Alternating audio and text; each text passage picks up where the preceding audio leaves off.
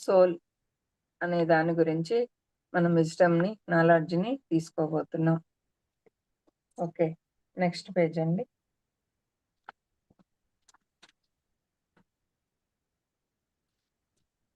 Okay.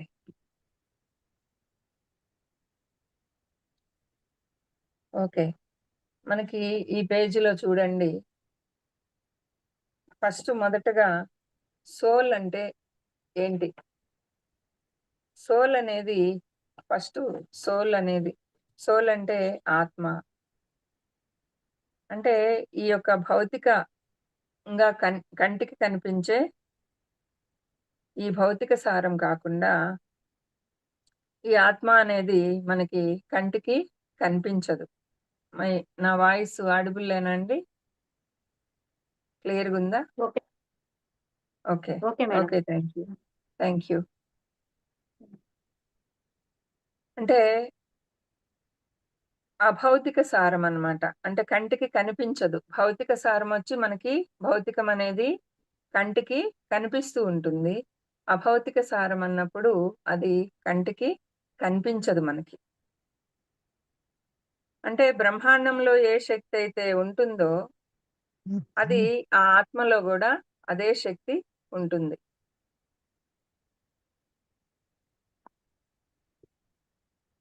ప్రతి ఒక్కరికి గూడా ఈ ఆత్మ ఎంతో ముఖ్యమైనది. ధ్యానంలోకి మనం వచ్చినప్పుడే మనకి ఏం తెలుస్తుంది? ఆత్మ అంటే ఏంటో మనకి ధ్యానంలో వచ్చినప్పుడు మాత్రమే తెలుస్తుంది. ధ్యానంలో వచ్చినప్పుడు మనము ఆత్మ జ్ఞానాన్ని అందిస్తారు మనకి ఆధ్యాత్మికంలో. ఆ ఆత్మ జ్ఞానాన్ని అందించినప్పుడు అప్పుడు మనం ఆత్మ అంటే ఏంటి అనేది తెలుసుకుంటూ ఉంటాం. అంతకుముందు మనకేం తెలీదు. ఈ కంటికి కనిపించే ఈ భౌతిక దేహమే మనము అనుకుంటూ ఉంటాం మనం. అదేమనుకుంటాం, ఒకవేళ ఆత్మ అన్నా గూడా ఓకే. ఇది పుట్టినప్పుడొస్తుంది. మనం వెళ్ళిపోయినప్పుడు, ఈ శరీరం అయిపోయినప్పుడు అది వెళ్ళిపోతుంది అనేది వరకే తెలుస్తుంది మనకి. అంతవరకే మనకర్థమవుతుంది ఆత్మ అంటే. కానీ, ఈ యొక్క బ్రహ్మాండమంతా ఏ సంపూర్ణమైన శక్తయితే నిండి ఉందో, ఏ జీవశక్తి అయితే నిండి ఉందో, ఆ యొక్క ఏ ప్రాణశక్తి అయితే నిండి ఉందో, ఆ ప్రాణశక్తి, ఆ యొక్క జీవశక్తే ప్రతి ఒక్కరిని గూడా, ప్రతి భౌతిక శరీరాన్ని గూడా నడిపిస్తుంది అనేది మనకు తెలీదు. అది ఎప్పుడైతే ఈ ఆత్మ జ్ఞానంలోకొస్తామో, అప్పుడు మనకి అర్థం జేసుకుంటాం మనం. ఏమని అర్థం జేసుకుంటాం? ఈ బ్రహ్మాండమంతా నిండి ఉండే ఆ యొక్క జీవశక్తియే, ఆ ప్రాణశక్తియే, ఆ విశ్వశక్తియే మన ప్రతి ఒక్కరిలోనూ నిండి ఉంది. ఆ బ్రహ్మాండంలోనూ అదే శక్తి ఉంది. ఈ పిండాండంలోనూ అదే శక్తి ఉంది అనేది మనం గ్రహిస్తాం. ఓకే. మనల్ని నడిపిస్తుండేది అదే శక్తి అనేది మనం గ్రహించగలుగుతాం. అంటే ఎప్పుడైతే పూర్ణాత్మ నుండి వచ్చేది ఒక అంశాత్మ. అంటే ఒక బిందువు మాత్రమే. ఆ ఆత్మ నుండి వెలువడేది ఒక బిందువంత అంశాత్మ అన్నమాట. మనము భౌతిక శరీరమే మాత్రమే కాదు. ఇప్పుడిక్కడ పాయింట్స్ చూడండి. మనం మన భౌతిక శరీరం మాత్రమే కాదు. మనం మన మనసు మాత్రమే కాదు. మనం మన బుద్ధి మాత్రమే కాదు. మనము ఆత్మ, పరమాత్మ, అనంతాత్మ. ఇది చైతన్య స్వరూపం. శక్తి మరియు జ్ఞానం యొక్క శాశ్వతమైన దివ్య స్వరూపం. చూడండి ఎంత అద్భుతం కదా! అంటే మనం ఇంతకాలం ఏమనుకుంటున్నాం? ఈ భౌతిక శరీరమే నేను. చేసేదంతా నేనే. ఇదంతటికి కారణం నేనే. నా వల్లనే అన్నీ అయిపోతున్నాయి అని విర్రవీగుతూ ఉంటాడు ప్రతి జీవి గూడా. అంటే మానవులు అదే గదా! మనలో ఉండే ఆ అహంకారమే అది. విర్రవీగిపోతూ ఉంటాడు మానవుడు. అంతా నేనే చేస్తున్నా. నేను చాలా గ్రేటు. ఐయామ్ ఇట్లా అని. గ్రేటే కాదనలేదు. కానీ అది అహంకారం కిందకి మలుచుకుంటాడు తెలియని అజ్ఞానంతో. ఎప్పుడైతే ఈ ఆత్మ జ్ఞానంలోకొస్తామో, ఆత్మ అంటే ఏంటి? ఆత్మ అంటే ఈ భౌతిక శరీరం మాత్రమే కాదు. మన మనస్సు, బుద్ధి కూడా, మనస్సు కూడా, శరీరము, మనసు, బుద్ధి, ఆత్మ ఇయన్నీ కలయికే ఈ యొక్క మానవ జీవితం అనేది తెలుసుకుంటాం మనం. అంటే మనము భౌతిక శరీరం మాత్రమే కాదు, మనసు మాత్రమే కాదు, మనం బుద్ధి మాత్రమే కాదు, పరమాత్మ నుండి వచ్చిన మనము అంశాత్మలము, మనమొక చైతన్య స్వరూపులము. ఇంకా మనము ఆత్మ అనేది ఏంటి అంటే శక్తి ప్లస్ జ్ఞానం. ప్రజ్ఞానం బ్రహ్మ అంటారు. ఆ జ్ఞానమే బ్రహ్మ. శక్తి ఈ యొక్క విశ్వంలో ఉండే ఆ యొక్క శక్తి, ఆ శక్తి ప్లస్ జ్ఞానం, విజ్డమ్, ఎనర్జీ ప్లస్ విజ్డమ్. అది శాశ్వతమైన దివ్యాత్మ స్వరూపం అన్నమాట. ఎప్పుడైతే ఆ ఆత్మ అంశాత్మక భూమి మీదకొచ్చిన తర్వాత ఆత్మ పరిణితి కోసము, అనుభూతుల కోసము, అనుభవాల కోసం అది జన్మ తీసుకుంటుంది. తల్లి ఏ విధంగా అయితే బిడ్డతో కలిసి ఉంటుందో, అలా ఆ పూర్ణాత్మ ఒక సిల్వర్ కార్డ్‌తో కనెక్ట్ అయ్యి ఉంటుంది మనకి. ఆత్మకి. ఆత్మకి ఆ పూర్ణాత్మ మనము తల్లి మనసు ఏ విధంగా తల్లి ఏ విధంగా అయితే బిడ్డతో ఎప్పుడు కనెక్షన్‌లో ఉంటుందో, తను మానసికంగా గాని, శారీరకంగా జన్మనిస్తది. ఇచ్చి అయిపోతూనే తల్లి డిస్కనెక్ట్ అవ్వదు. ఆల్వేస్ ఆ బిడ్డ గురించి ఆలోచిస్తూ ఉంటుంది. ఆ బిడ్డ ఎలా ఉన్నాడు? వాడికి ఏమి సహాయం కావాలి? వాడిని ఏ విధంగా పెంపొందించాలి? ఆ బిడ్డ గురించి ఎప్పుడు తపన పడుతూ ఉంటుంది ఆ తల్లి. అలాగే మన యొక్క పూర్ణాత్మ నుండి మనము అంశాత్మలుగా వెలువడి, దివ్య స్వరూపులుగా మనం జ్ఞానాన్ని అందుకొని, మనం ఈ భూమి మీద జీవించటం కోసము ఎప్పుడైతే మనము ఈ భూమి మీదకొస్తామో, మనల్నేమి వదిలేయదు ఆ పూర్ణాత్మ. పూర్ణాత్మ ఒక తల్లి బిడ్డని ఏ విధంగా కాపాడుతూ ఉంటుందో, ఎలా కాసుకొని ఉంటుందో, అలా ఆ పూర్ణాత్మ, ఆ పూర్ణమైన చైతన్య శక్తి మనల్ని కాసుకొని ఉంటుంది. ఈ అంశాత్మలను కూడా. ఆత్మని అంటే బిడ్డ అంశాత్మగా వచ్చి ఎలా కనెక్షన్ ఉంటుంది అంటే, పూర్ణాత్మకి, ఆత్మకి కనెక్షన్ ఏంటి అంటే, ఆ యొక్క సిల్వర్ కార్డ్. సిల్వర్ కార్డ్ అనే ఒక కనెక్షన్‌తో ఉంటుంది. ఆత్మ అనేది నిత్యమైనది. మరణం లేనిది అది. ఆత్మ శక్తివంతమైనది. అది జ్ఞానంతో కూడుకొని సత్యమైన, నిత్యమైన ఒక ఆత్మ శక్తిగా, జ్ఞాన చైతన్యంగా, ఒక దివ్యమైన జ్ఞాన చైతన్య స్వరూపముగా విరాజిల్లుతుంది ఆత్మ. మొదటగా ఆత్మ ఏం జేస్తుంది అంటే, ఆత్మ వృక్ష సామ్రాజ్యం, జంతు సామ్రాజ్యం, ఖనిజ సామ్రాజ్యం ఇట్లా వన్ బై వన్ ఒక్కొక్క సామ్రాజ్యంలో జన్మ తీసుకుంటూ వస్తుంది ఆత్మ. ఒకేసారి మానవ జన్మకి రాదండి. మొదటగా ఖనిజ సామ్రాజ్యంలో జన్మ తీసుకుంటుంది. రాయి, రప్పగా, కొండగా అట్లా ఖనిజాలుగా. అట్లా తీసుకొని తర్వాత తను చలనాన్ని కోరుకొని స్పందించటం అనేది కోరుకొని తర్వాత వృక్ష సామ్రాజ్యానికొస్తుంది. వృక్ష సామ్రాజ్యంలో చెట్టుగా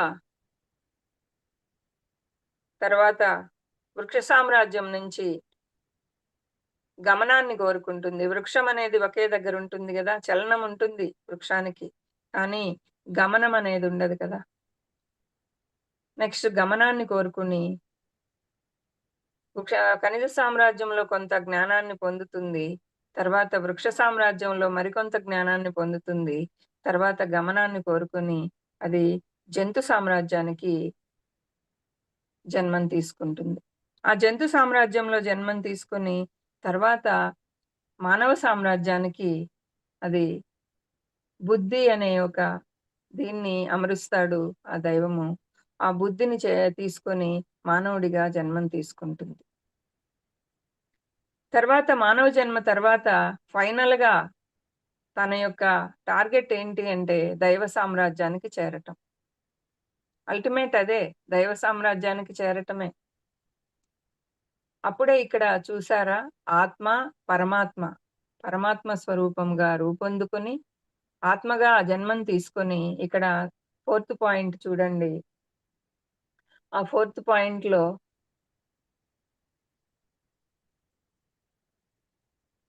ఫస్ట్ మానవ జన్మని ఈ యొక్క ఒక్కొక్క జన్మని ఎత్తుతూ అంటే ఖనిజ సామ్రాజ్యము, వృక్ష సామ్రాజ్యము, జంతు సామ్రాజ్యం నుంచి మానవ సామ్రాజ్యానికొస్తుంది.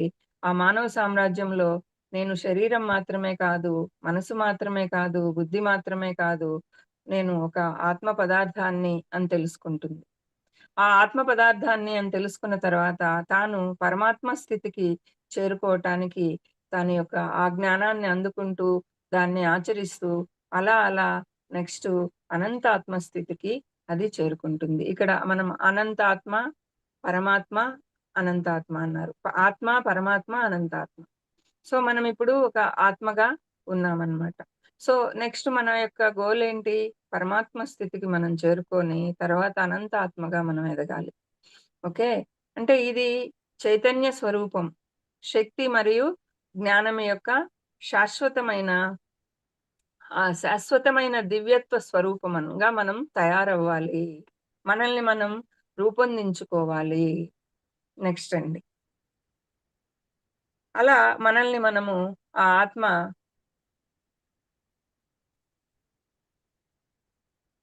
మనమలా ఆత్మని అలా రూపొందించుకుంటూ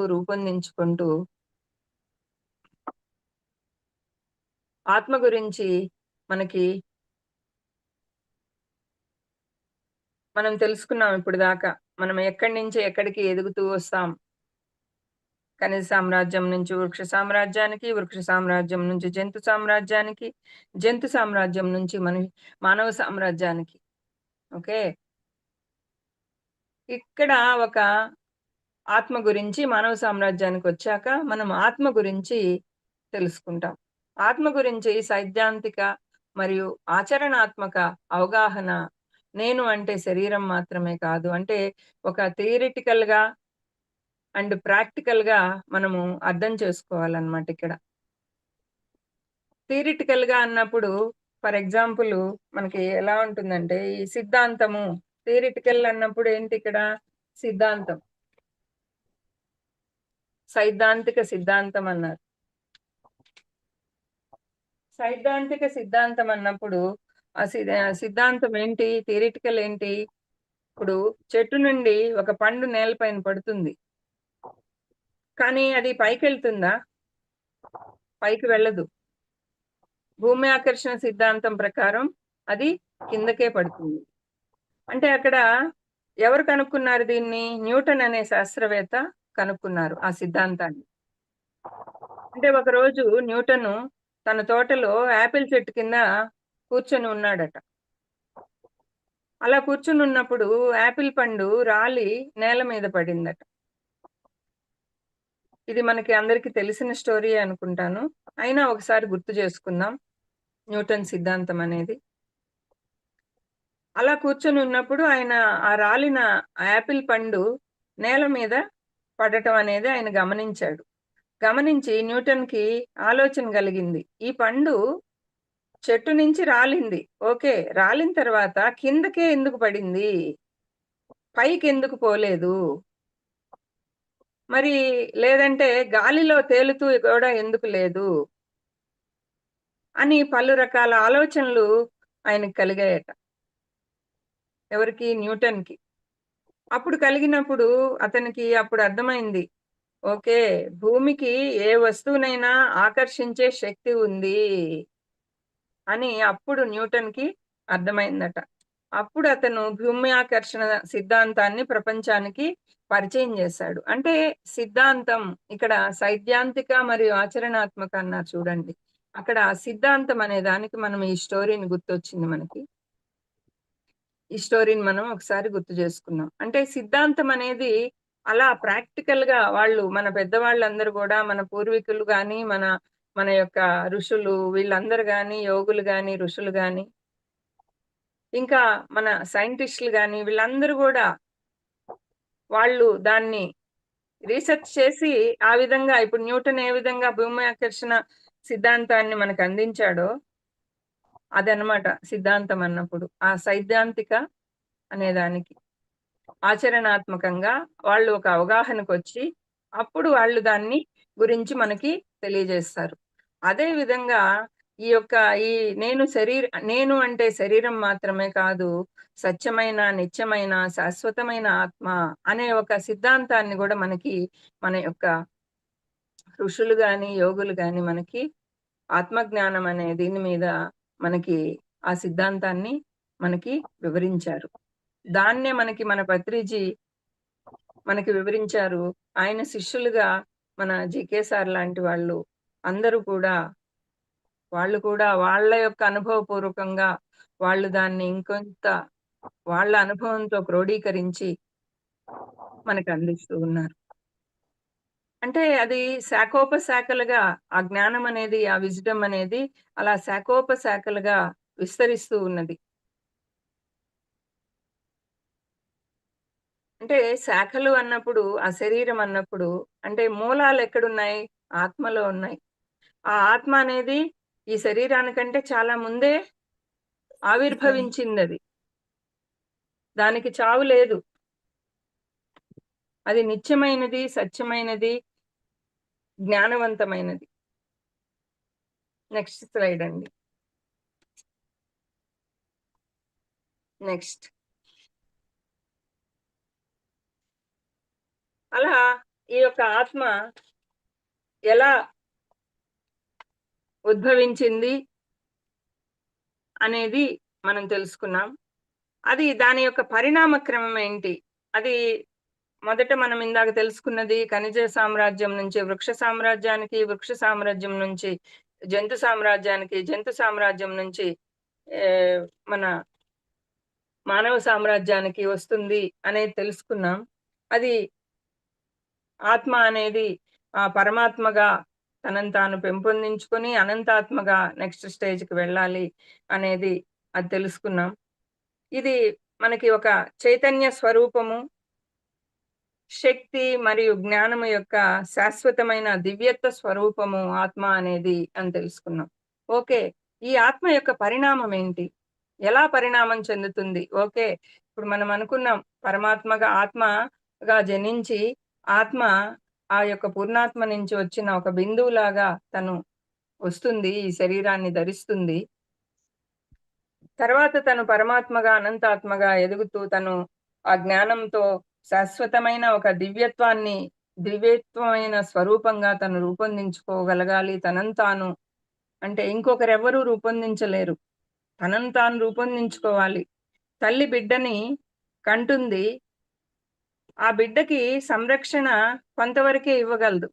తర్వాతంతా గూడా ఆ బిడ్డ తనకు తాను ఎదగాలి. కంప్లీట్‌గా ఆ తల్లి మళ్ళీ ఆ బిడ్డకి ముసలితనం వచ్చిందాక ఆ తల్లే తనని కాదు. రక్షణగా ఉంటుందంతే. తన జ్ఞానాన్ని అందిస్తుందంతే. అలా ఈ యొక్క ఆత్మ కూడా తనను తాను పెంపొందించుకోవాలి. ఆ పెంపొందించుకునే పరిణామ క్రమంలో ఆత్మ తనను తాను పెంపొందించుకునే ఆ పరిణామ క్రమంలో మొదటగా శైశవాత్మగా తను జన్మం తీసుకుంటుంది. ఎవరిగా జన్మం తీసుకుంటుంది? శైశవాత్మగా మొదట జన్మని తీసుకుంటుంది. శైశవాత్మగా అంటే ఆత్మలన్నీ గూడా మనం తెలుసుకున్నాం. పూర్ణాత్మ నుండి ఉద్భవిస్తాయి.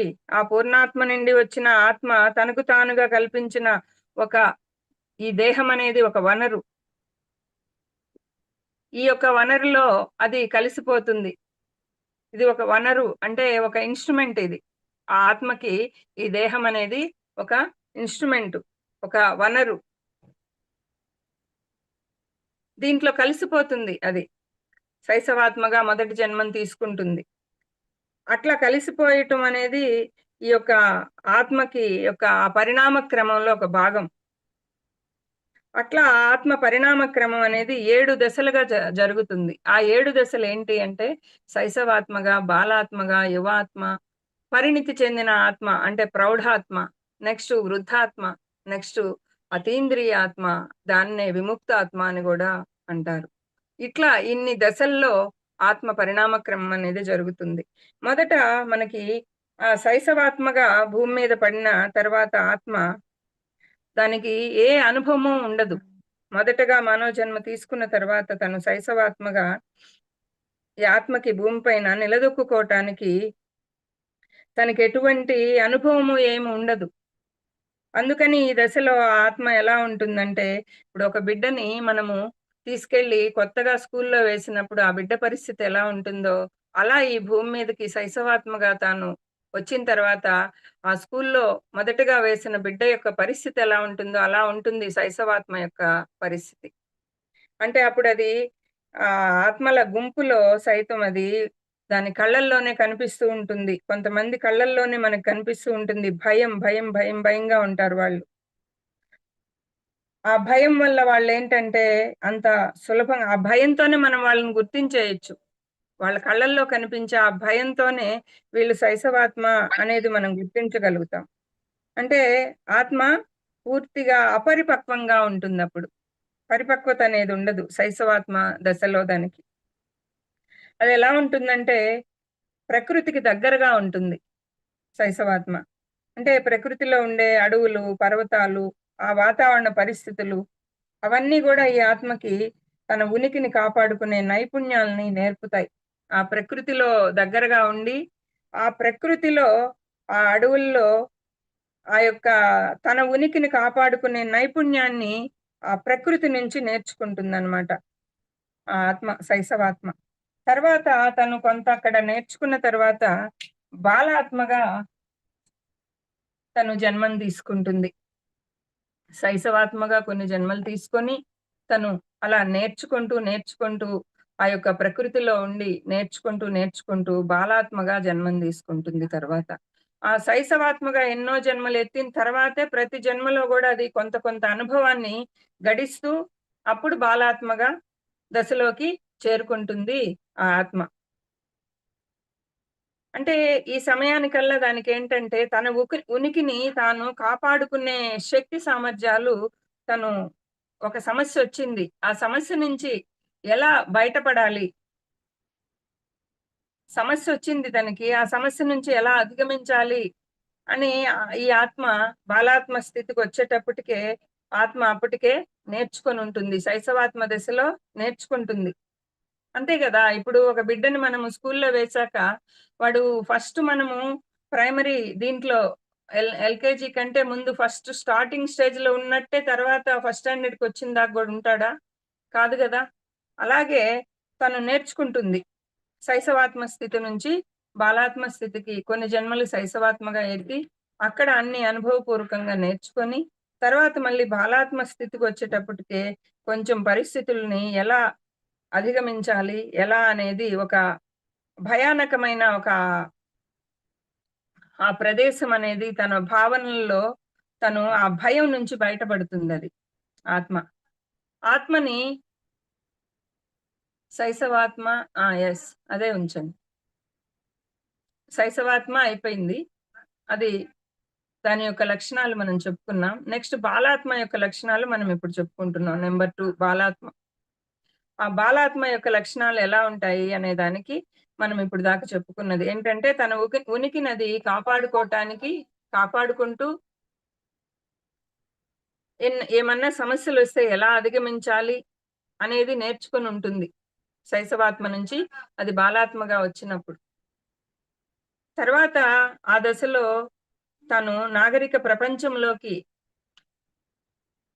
ఏది సరైంది, ఏది సరికానిది అనే ఒక విచక్షణ అనేది నేర్చుకుంటుంది. అంటే ఒక బిడ్డని మనము ఎల్‌కేజీలో వేశాక, ఎల్‌కేజీలో ఎలా ఉంటాడో యూకేజీలో, ఫస్ట్ స్టాండర్డ్‌లో అలానే ఉండడు కదా! అలాగే ఫస్ట్ స్టాండర్డ్‌కెళ్ళే కొద్దీ వాడికి కొంత నాలెడ్జ్ ఒస్తూ ఉంటుంది. ఆ స్కూల్‌లో ఎవరితో ఎలా ఉండాలి, ఆ స్కూల్‌కెళ్ళినప్పుడు ఏ విధమైన రూల్స్, రెగ్యులేషన్స్ పాటించాలి, ఏంటి అనే ఒక విచక్షణ వాడికి అర్థమైపోతుంది. ఈ ఎల్‌కేజీ, యూకేజీలో. నెక్స్ట్ ఫస్ట్ స్టాండర్డ్‌కెళ్ళేటప్పటికే తను కొంత నేర్చుకొనుంటాడు. ఫస్ట్ రోజు భయపడినంతగా అప్పుడు భయపడ్డు. అది మనకిక్కడ బాలాత్మ అన్నప్పుడు ఆ శైశవాత్మ దశలో అది ఆ భయాన్ని పొంది ఉంటుంది. ఆ భయమంతా గూడా కొంత తగ్గి, తాను పరిస్థితులు ఏర్పడ్డప్పుడు హైరానా పడకుండా, ఎలా ఈ ప్రపంచంలో, ఈ నాగరిక ప్రపంచంలో ఏది సరైనది, ఏది సరికానిది అనేది తనను తాను ఆ స్ట్రక్చర్‌ని నిర్మించుకుంటూ వస్తుంది. ఈ ప్రపంచంలో మనం సులభంగా సరి అయిన విధంగా మనము ఆహ్, జీవించాలి అంటే ఎలాగా, ఏంటి అనేది ఆ బాలాత్మ నేర్చుకుంటూ ఉంటుంది బాలాత్మగా ఉన్నప్పుడు.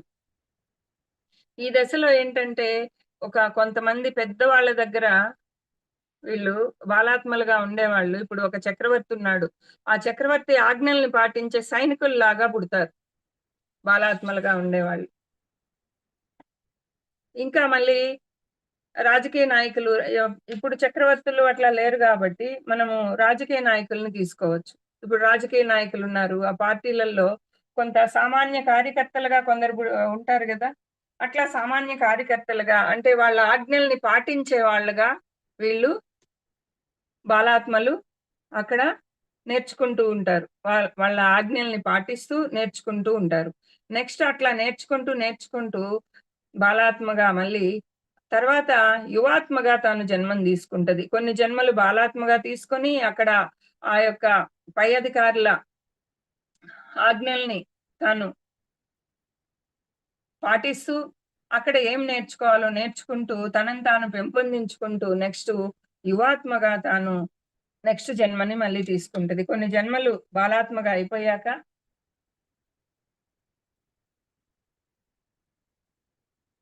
కొన్ని జన్మలు బాలాత్మగా కంప్లీట్ చేసుకున్నాక నెక్స్ట్ యువాత్మగా తాను జన్మం తీసుకుంటుంది. యువాత్మగా జన్మం తీసుకున్నప్పుడు అది యంగ్ సోల్ అన్నమాట.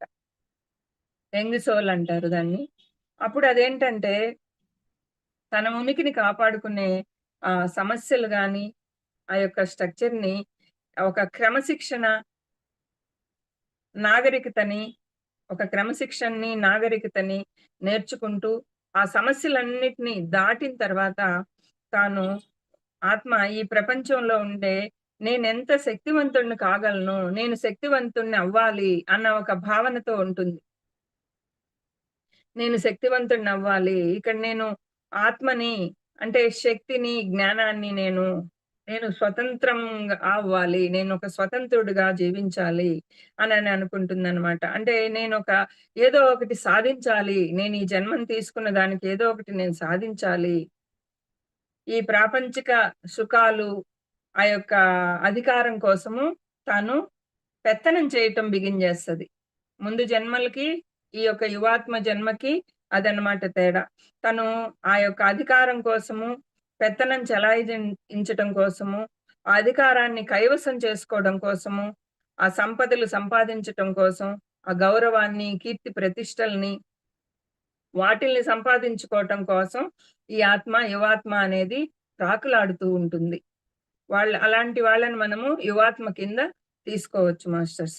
అంటే అట్లా వాళ్ళేంటంటే రాజకీయ నాయకులుగా, నియంతలుగా, ఇంకా పెద్ద పెద్ద వ్యాపారవేత్తలుగా, మతాధికారులుగా అట్లా కొన్ని తెగలకి నాయకులుగా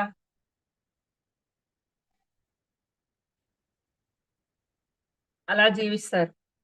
అంటే యువాత్మలుగా ఉండేవాళ్ళు అలాంటి లక్షణాలతో ఉంటారు. ఓకే. నెక్స్టు కొన్ని జన్మలు అలా అలా తీసుకొని యువాత్మగా, తర్వాత తనను తాను పరిణితి చెందించుకొని నెక్స్ట్ స్టేజ్ అయిన పరిణితి చెందిన ఆత్మ అంటే ప్రౌఢాత్మ.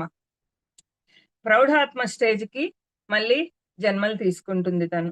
అలా ప్రౌఢాత్మ స్టేజ్‌లో తనేమి కోరుకుంటుంది అంటే, అంటే ప్రౌఢాత్మ అన్నప్పుడు ఇది మెచ్యూర్డ్ సోల్ అన్నమాట.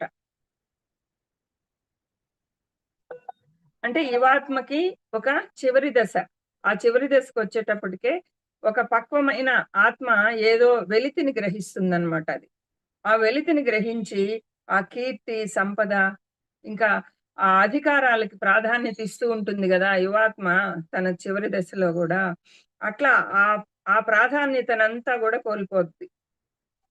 కోల్పోయి అప్పుడు అది ఆత్మ తన యొక్క ఉనికిని ఏం జేస్తదంటే, విశ్వానికి సంబంధించి, విశ్వం గురించి తెలుసుకునే ప్రయత్నం అనేది మొదలుపెట్టద్ది. ఆ యొక్క ప్రౌఢాత్మ. అంటే ప్రౌఢాత్మ దశలో ఆత్మ ప్రశ్నలు వేసుకుంటూ ఉంటుంది తనని తాను.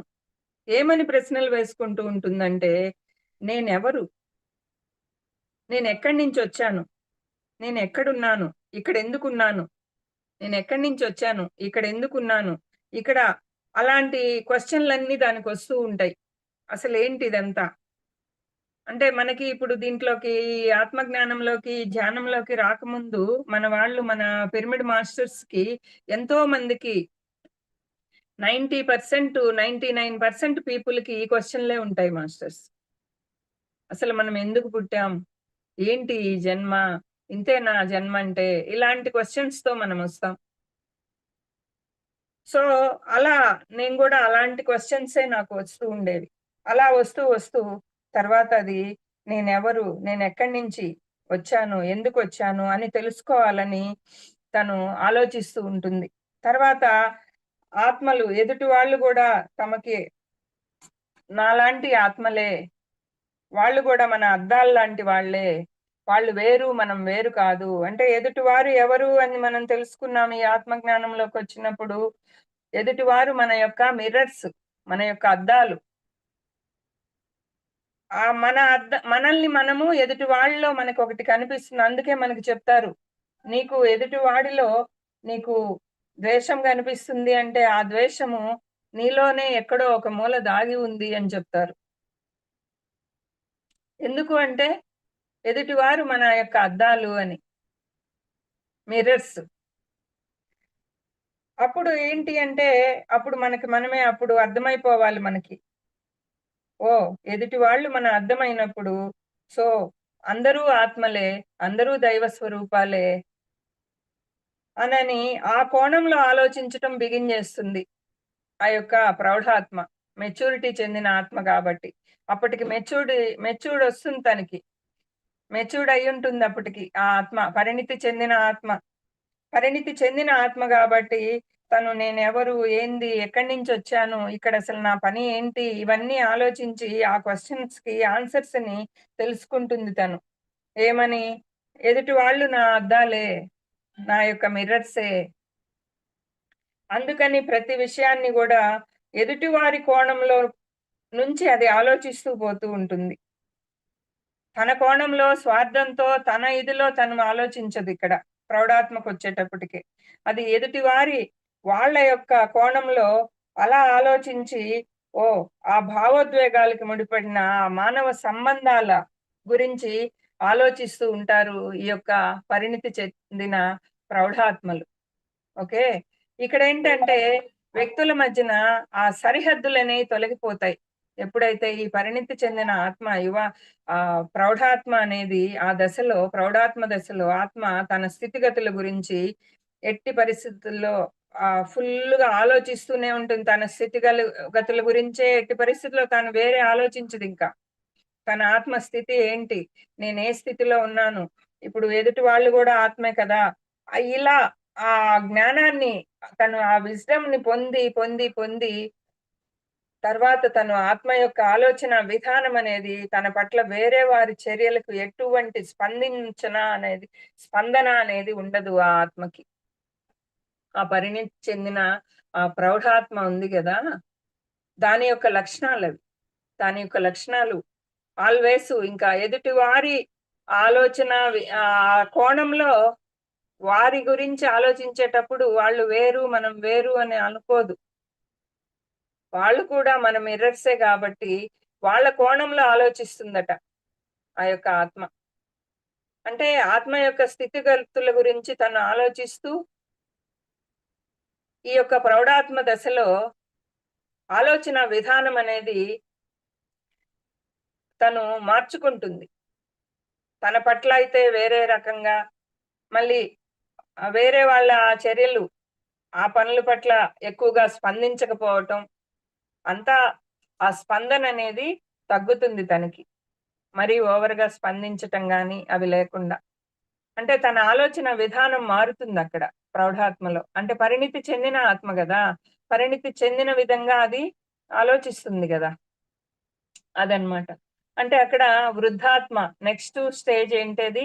వృద్ధాత్మ స్టేజి ఓల్డ్ సోల్ కిందకి జన్మను తీసుకుంటుంది. అంటే కొన్ని జన్మలు పరిణితి చెందిన ఆత్మ ప్రౌఢాత్మక జన్మలు తీసుకొని తానెవరు? ఎక్కడి నుంచొచ్చాను? నేనెక్కడికెళ్తాను? ఇవన్నీ గూడా తెలుసుకుంటూ, ఆలోచిస్తూ ఎదుటి వాళ్ళు గూడా మన తోటి ఆత్మలే, తోటి దైవాలే. మరి వాళ్ళ కోణంలో మనం ఆలోచించాలి. మన కోణంలో మన స్వార్థంతో కాదు ఆలోచించాల్సిందని, ఆ కోణంలో ఆలోచిస్తూ తను అట్లా వాళ్ళని వేరేగా, తను మాత్రం వేరేగా అన్నట్టు చూడకుండా, అట్లా తను ఆ చర్యలకి యొక్క పరస్పర సంబంధాలకి తను స్పందించకుండా అర్థం చేసుకుంటూ జీవిస్తూ పోతుంది తను. అట్లా అర్థం చేసుకుంటూ ఆ పరిణితిని ఇంకొంచెం పెంచుకొని ప్రౌఢాత్మ దశలో తను వృద్ధాత్మగా నెక్స్ట్ జన్మలు తీసుకుంటుంది. అట్లా వృద్ధాత్మ దశల్లో తను వృద్ధాత్మగా ఉన్నప్పుడు లక్షణాలెలా ఉంటాయి అంటే, మనమంతా ఒకే త్రాచులోని ముక్కలమి అని మనకర్థమైపోతుంది. ఎవరికీ? వృద్ధాత్మకి. ఆ వృద్ధాత్మకి ఈ విశ్వం అంతా గూడా ఏకత్వమే. ఇదంతా గూడా ఒకటే. ద్వంద్వం లేదు ఈ విశ్వంలో. ఉండేదంతా ఏకత్వమే అనేది తను ఆ వృద్ధాత్మ అన్ని రకాల జీవుల్ని గౌరవించటం నేర్చుకుంటుంది. వృద్ధాత్మ ఆ యొక్క ప్రతి జీవిని గూడా గౌరవిస్తూ వస్తుంది. అంటే ఇతరులకెవ్వరికీ గూడా అది హాని చెయ్యదు. ఇంకా తీర్పు చెప్పే విషయాలకు గాని వస్తే, తీర్పు చెప్పే విషయాలకి చాలా దూరంగా ఉంటది ఆ యొక్క వృద్ధాత్మ. ఇతరులతో వాళ్ళ యొక్క ఐక్యతని నిలుపుకోవాలి అని అనుకుంటూ ఉంటుంది. ఇతరులందరితో గూడా నేను ఐక్యంగా ఉండాలి. ఆ ఐక్యతని నిలుపుకోవాలి. అందరితో మంచిగా ఉండాలి. ఆ మంచితనాన్ని నిలుపుకోవాలి అని ఆలోచిస్తదంట. ఓకే. అంటే వాళ్ళేంటంటే వాళ్ళ భావాలెలా ఉంటాయంటే బలవంతంగా ఎదుటి వాళ్ళ మీద రుద్దరు వాళ్ళ భావాల్ని. మీ పని మీరు చేయండి. నా పని నన్ను చేయనివ్వండి అంటారంట వృద్ధాత్మలు. ఓకే. ఆ వృద్ధాత్మలు అంటే ఓల్డ్ సోల్స్ అలా నా పని నేను జేసుకెళ్తూ ఉంటాను. మీ పని మీరు జేయండి. నా జో నా జోలికి మీరు రాకండి. మీ జోలికి నేను రాను. అన్నట్లు ఆ భావంతో వాళ్ళు ఆ జీవితం పట్ల ఎత్తుపల్లాలు, ఆ సంపూర్ణ అవగాహన అనేది వాళ్ళకుంటుంది గాబట్టి, ఎంతో సామరస్యంతో ఒక పరిపూర్ణమైన భావోద్వేగాలతో, ఒక స్తబ్దత కలిగిన భావోద్వేగాలు అంటే, మరీ చంచలమైన భావోద్వేగాలు లేకుండా, ఉద్రేకాలు లేకుండా, అది ఒక స్థిరమైన భావోద్వేగాలతో ఆత్మ తను అప్రమత్తంగా ఉంటూ, ఆల్వేస్ ఒక సాక్షిభూతంగా ఉంటూ వృద్ధాత్మ తన జీవనాన్ని సాగిస్తూ, ఎక్కడ ఏమి నేర్చుకోవాలి, తనను తాను ఇంకా ఎలా పెంపొందించుకోవాలి అని ఆలోచిస్తూ, తను పెంపొందించుకుంటూ, తనను తాను పెంపొందించుకుంటూ, తన చుట్టూ ఉన్న వారి యొక్క అభివృద్ధికి గూడా కృషి చేస్తూ, తాను అలా జీవితాన్ని కొన్ని జన్మలు అలా వృద్ధాత్మగా తీసుకొని, ఎంతో జ్ఞానాన్ని నేర్చుకుంటుంది. అంటే ఆత్మ అంటేనే శక్తి ప్లస్ జ్ఞానం. ప్రతి జన్మలోనూ తను తన శక్తితో పాటు శక్తిని పెంచుకుంటుంది. ప్లస్ జ్ఞానాన్ని పెంచుకుంటూ పోతూ ఉంటుంది. ఆత్మ అంటేనే శక్తి ప్లస్ జ్ఞానం. సో, అలా తను ఈ వృద్ధాత్మగా గూడా ఎన్నో జన్మలు తీసుకొని, దాంట్లో బాగా ఇంకా నేర్చుకుంటూ తను విముక్తాత్మగా నెక్స్ట్ తన జన్మని తీసుకుంటుంది. అంటే అతీంద్రియ ఆత్మ, విముక్తాత్మ.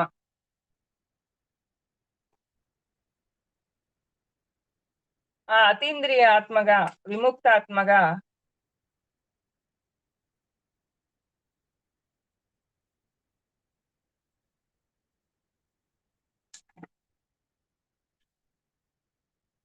ఈ యొక్క ఆత్మ పరిణామ క్రమంలో భూమిపైన జన్మించిన ఈ ఆత్మలు ఎన్నో సామాజిక మార్పులను తీసుకొస్తూ ఉంటాయి. ఎవరు? విముక్తాత్మ. ఆ విముక్తాత్మగా వాళ్ళు జన్మించినప్పుడు ఎన్నో ప్రపంచంలో అందరూ ఒకటే అనే ఒక భావనని వీళ్ళు వ్యాప్తి చేస్తూ వస్తారట. ఆ విముక్తాత్మలు ఏదో ఒక మార్పుని సమాజంలో తీసుకొస్తాయట. దానికి మనకి ఉదాహరణ మనము ఎవరిని చెప్పుకోవచ్చంటే, మహాత్మా గాంధీని మనము ఉదాహరణగా తీసుకోవచ్చు. అట్లా ఆ విధమైన మెంటాలిటీతో, ఆ విధంగా కొన్ని జన్మలు తీసుకొని, అలా విముక్తాత్మగా జీవిస్తూ, తర్వాత అక్కడ కొంత జ్ఞానాన్ని తీసుకొని, తను ఆ శక్తిని, తన యొక్క జ్ఞానాన్ని ఇంకా పెంపొందించుకొని, నెక్స్టు పరమాత్మ స్టేజ్‌కి తాను పరమాత్మ, అనంతాత్మ. నెక్స్ట్ అండి. Next slide. నెక్స్టు తను పరమాత్మ okay. Stop there. Stop there please. Thank you. అలా నెక్స్టు తను పరమాత్మ, అనంతాత్మల స్టేజ్‌కి తను చేరుకుంటుంది. ఆ పరమాత్మ, అనంతాత్మ అంటే ఇన్ఫినిట్ సోల్ అన్నమాట. Infinite soul. ఆ ఇన్ఫినిట్ సోల్‌గా తను జన్మని తీసుకుంటుంది. అంటే ఒకానొక విముక్తాత్మ మనకి ఎంతో మందిని ఆత్మజ్ఞానులుగా తయారు చేయగా అప్పుడు పరమాత్మ స్థాయికి చేరుతుంది. అంటే ఇక్కడ విముక్తాత్మగా తాను జన్మని తీసుకొని ఎంతో మందిని యొక్క ఆ ఆత్మ ఉన్నతికి పాటుపడుతూ తన ఆత్మని ఉన్నతీకరించుకుంటూ తాను అప్పుడు ఎంతో మంది ఆత్మ జ్ఞానుల్ని తయారు చేస్తూ ఉంచేయండి మాస్టర్. అంతే అట్లే ఉంచేయండి. It's okay. అట్లే ఉంచేయండి. No problem. అలా విముక్తాత్మ స్టేజ్ నుంచి పరమాత్మ స్టేజ్‌కి తను ఒక అనంతాత్మగా తను జన్మని తీసుకుంటుంది. అనంతాత్మగా ఎప్పుడు పెంపొందుతుంది తను? ఎన్నో ఆత్మలకి ఆత్మ జ్ఞానులుగా ఎంతో మందిని తయారు చేసి, ఆ చేయగా తాను పరమాత్మ స్థాయికి చేరుతుంది. అంటే ఆ పరమాత్మ స్థితి, ఆత్మస్థితులన్నిట్లోకి ఉచ్చ స్థితి అన్నమాట అది. అట్లా అత్యంత ఉచ్చ స్థితి ఏంటి? పరమాత్మ స్థితి, అనంతాత్మ స్థితి. సో, ఆ స్థితికి తాను చేరుకుంటుంది. అంటే ఒక విధంగా చెప్పాలంటే మనకి, ఈ అనంతమైన ఆత్మల్ని అవతార రూపులుగా మనం చెప్పుకోవచ్చు. ఈ యొక్క పరమాత్మ, అనంతాత్మ స్వరూపుల్ని మనము అనంతమైన ఆత్మల ఆత్మ అవతార పురుషులుగా అనుకుంటాం గదా! అలా అవతార పురుషులుగా జన్మిస్తారు వీళ్ళందరూ గూడా. అంటే సర్వం నేనే. ఈ విశ్వంలో ఉండే ఆ స్పృహ నేనే. ఆ చైతన్యము అంతా నేనే అని ఈ యొక్క ఆత్మస్థితిలో ఉంటారు వాళ్ళు ఎప్పుడు కూడా. అట్లా ఉండేవాళ్ళు ఆ సహసృష్టికర్తలుగా గూడా వాళ్ళు విరాజిల్లుతారు. వాళ్ళకి మనము ఎవరు ఉదాహరణ మనకి అంటే, మనము వాళ్ళకి ఉదాహరణగా మనము గౌతమ బుద్ధుడు, ఇంకా శ్రీకృష్ణుడు, ఇంకా మనకి జీససు, మన పత్రిజీ, లావోటు ఇంకా మనకి ఎంతో మంది మహాయోగులున్నారు గదా! అలాంటి వాళ్ళందరిని గూడా మనము ఈ యొక్క పరమాత్మ స్వరూపులుగా మనము అనంతాత్మలుగా మనము తీసుకోవచ్చు మాస్టర్స్. ఇట్లా ఆత్మ యొక్క పరిణామ క్రమం అనేది ఇలా 7 దశల్లో ఉంటుంది. సో, ఇట్లా దీంట్లో మనకి తలకు సంబంధించిన సమస్యలతో బాధపడుతున్న, లేదంటే తరచుగా వెన్ను నొప్పితో బాధపడుతుండేవాళ్ళు, మూలాధారానికి సంబంధించిన సమస్యలతో బాధపడుతుండేవాళ్ళు, తప్పకుండా ఆ నేను అన్నది ఆత్మ అని గ్రహించాలి మాస్టర్స్. కంపల్సరీ గ్రహించాలి. అంటే మనం ఈ శరీరం కాదు.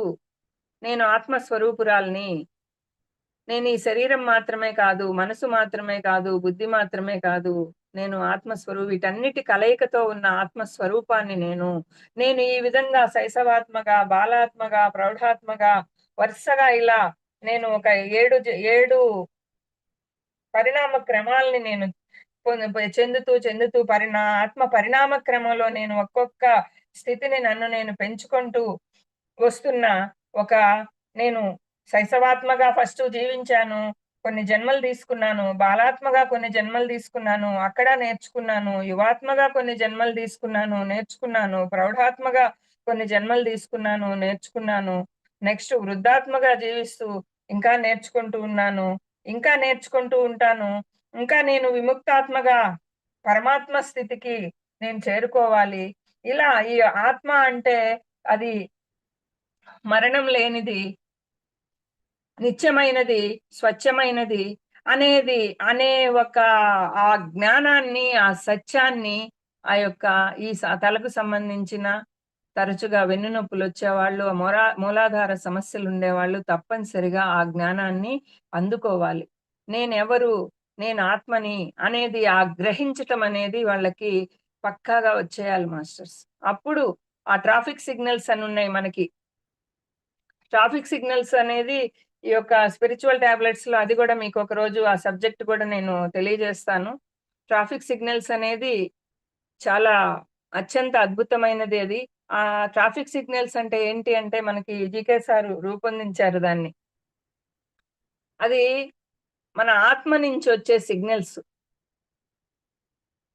అట్లా మనం ఆ ట్రాఫిక్ సిగ్నల్స్‌ని మనం పట్టుకొని ఆధ్యాత్మిక మన జీవన శైలిని మనం తెలుసుకొని ఆ ఆధ్యాత్మిక మార్గంలో మనం ఎప్పుడైతే తప్పకుండా ప్రయాణం చేయవలసి ఉంటుంది మాస్టర్స్. అలా ప్రయాణం చేస్తూ, చేస్తూ ఉన్నప్పుడు ఆటోమేటిక్‌గా మనము ఆ పరమాత్మ స్థితికి, అనంతాత్మ స్థితికి మనము చేరుకుంటాం. అలా చేరుకున్న వాళ్ళే గౌతమ బుద్ధుడు గాని, జీసస్ గాని, మన పత్రిజీ గారు గాని, శ్రీకృష్ణ పరమాత్ముడు గాని, అంటే వాళ్ళు ఏంటంటే, వాళ్ళు ఇంకా ఒక పరమాత్మ స్టేజ్‌కెళ్ళిపోయాక ఇంకేముందక్కడ? వాళ్ళు మళ్ళీ సృష్టికర్తలుగా తయారవుతారు. ఓకే. సో, అలా ఆ సృష్టిని చేయగలిగిన ఒక శక్తిని వాళ్ళు పొందుతారు. అంటే ఈ గత జన్మల మొత్తం శక్తంతా, జ్ఞానమంతా ఈ యొక్క లాస్ట్ జన్మైన, లాస్ట్ ఆత్మ యొక్క పరిణామ క్రమంలో లాస్ట్ స్థితి అయిన ఆ పరమాత్మ అనంతాత్మల స్థితిలో వాళ్ళు దాన్ని ఉపయోగించుకుంటారు. గత జన్మల మొత్తం సారాన్నంతా గూడా ఉపయోగించుకొని వాళ్ళు ఒక సృష్టికర్తలుగా వాళ్ళు విరాజిల్లుతారు. అద్భుతమైన సృష్టిని వాళ్ళు సృష్టించగలుగుతారు. ఓకే. అట్లా ఆత్మ యొక్క పరిణామ క్రమం అనేది నెక్స్ట్ స్లైడ్ మాస్టర్స్. మనము కంపల్సరీగా ఆత్మలమి.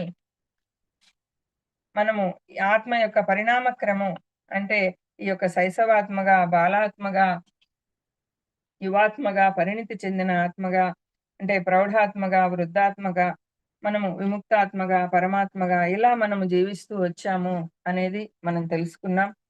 ఇంకా ఈ యొక్క ఎవరు ఈ యొక్క జ్ఞానాన్ని అందుకోవాలి ఎక్కువగా అంటే, ఆ తలకు సంబంధించిన సమస్యలతో బాధపడేవాళ్ళు గాని, తరచుగా వెన్నునొప్పితో ఉండేవాళ్ళు గాని, ఆ మూలాధారానికి సంబంధించిన సమస్యలతో మూలాధారం అంటే ఆ మూలాధార చక్రం. వాళ్ళు స్థిరపడిపోయుంటారు.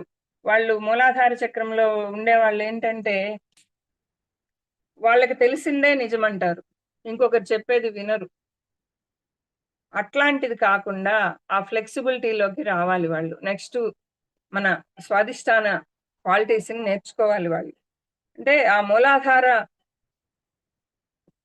సంబంధించిన సమస్యలతో బాధపడుతుండే వాళ్ళు తప్పకుండా నేను అన్నది ఆత్మ పదార్థం అని గ్రహించి, ఆ ట్రాఫిక్ సిగ్నల్స్‌తో పాటు ఆత్మ నుంచొచ్చే సిగ్నల్స్‌ని వాళ్ళు ఆధ్యాత్మిక జీవన శైలికి క్రోడీకరించుకుంటూ, క్రోడీకరించుకొని, తెలుసుకుంటూ, ఆ ఆధ్యాత్మిక జ్ఞాన మార్గంలో వాళ్ళెప్పుడైతే తప్పకుండా ప్రయత్నిస్తారో, అప్పుడు వాళ్ళు ఆ బాధలనన్నిటి నుంచి కూడా బయటపడిపోతారు.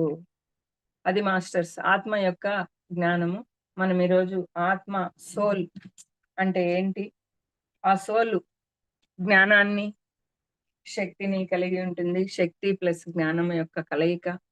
అది దాని యొక్క దశలు ఎన్ని దశలుగా ఎలా అది మొదటగా ఎలాంటి జన్మలు తీసుకుంటుంది. తర్వాత తన యొక్క ఆత్మ పరిణామ క్రమంలో తనను తాను ఎన్ని దశల్లో తనను తాను పెంపొందించుకుంటూ ఇంకా పరమాత్మ స్థితికి తాను ఆ అనంతాత్మ స్థితికి చేరుకుంటుంది అనేది మనం ఆత్మ గురించి తెలుసుకున్నాం. Thank you. ధన్యవాదాలండి. Thank you so much.